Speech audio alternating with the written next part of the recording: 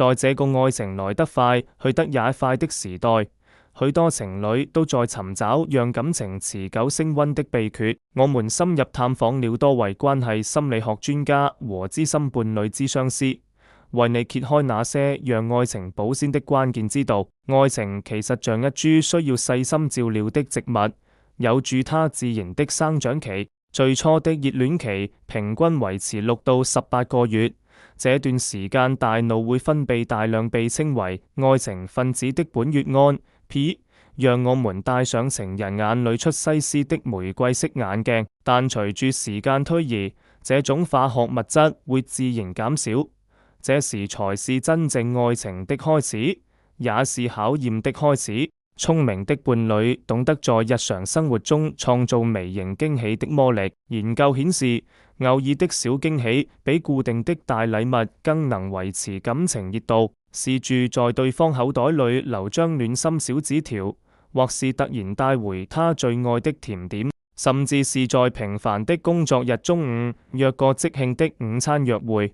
這些小小的舉動都能為感情注入新鮮感。更重要的是，每對情侶都應該發展屬於自己的情感儀式，可能是日早晨的咖啡時光，或是每月一次的回憶之夜重溫舊照片，又或是離別時的特別親吻方式。這些專屬儀式會成為關係中的情感錨點，在平淡的日子裏喚起美好的回憶。心理學家發現，保持適度的健康距離對感情長久至關重要。最理想的比例是70%親密加30%獨立，這意味住每保留1到2個晚上給自己的興趣，偶爾安排單獨旅行，保持各自的社交圈。這樣的空間不是疏遠，而是讓彼此都有機會成為更好的自己，再將這份成長帶回關係中。當衝突來臨時，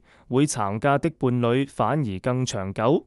關鍵在於掌握衝突管理的黃金法則，用我訊息表達感受，設立20分鐘冷靜期規則，永遠不翻舊賬，並且在吵架後建立修復儀式。別忘了，身體語言往往比話語更能傳遞愛意。每天至少3次有意義的肢體接觸，說話時保持眼神交流，學習辨識對方的壓力信號。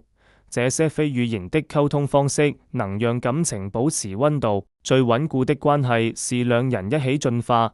每年設定1到2個共同學習目標，定期討論人生規劃，建立共同的價值觀體系。這樣的共同成長能讓愛情超越激情，發展出更深層次的連結。愛情不是找到完美的人，而是學會用完美的眼光看待不完美的人。每段關係都會經歷高低起伏，真正的親密是在平凡日常中依然能看見彼此的光芒。與其追求永遠的熱戀，不如培養深度連結的能力，這才是讓愛情歷久彌新的終極秘訣。當我們理解愛情的本質不是永不褪色的激情，而是在歲月中不斷重新發現彼此的美好，就能讓這份親密關係隨住時間的流逝而愈發珍貴。